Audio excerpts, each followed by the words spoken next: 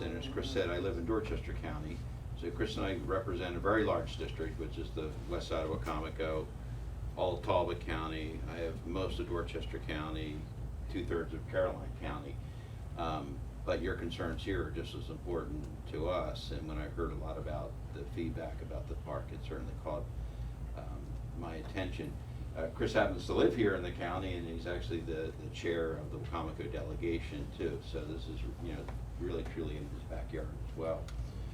So, it's interesting you brought up the Bill Burton Fishing Pier, because that's something that I'm working on in Dorchester County right now, because DNR wants to rebuild.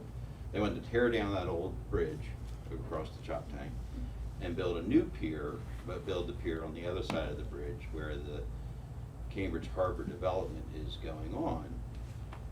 But I keep going back to DNR and saying, you have to engage the community, because if they put it back on the other side, that community would have just come out with pitchforks, because there's no parking for anybody over there.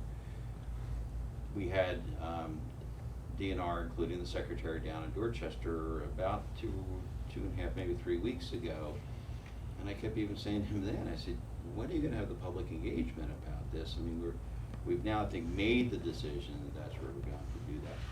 So at the conclusion of that meeting, I said, hey, look, I know that there's a lot of concern on the west side about the new park.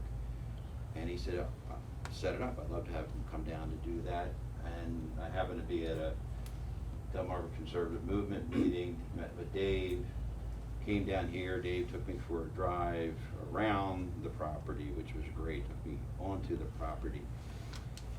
The thing that the secretary said to me, and I don't understand this terminology necessarily, but it was interesting. His reaction was, I'm surprised they're so concerned, because this is going to be a different park than our typical state parks. It's going to be a reservation only park. It won't be a park where people can just show up, let's make a day trip down to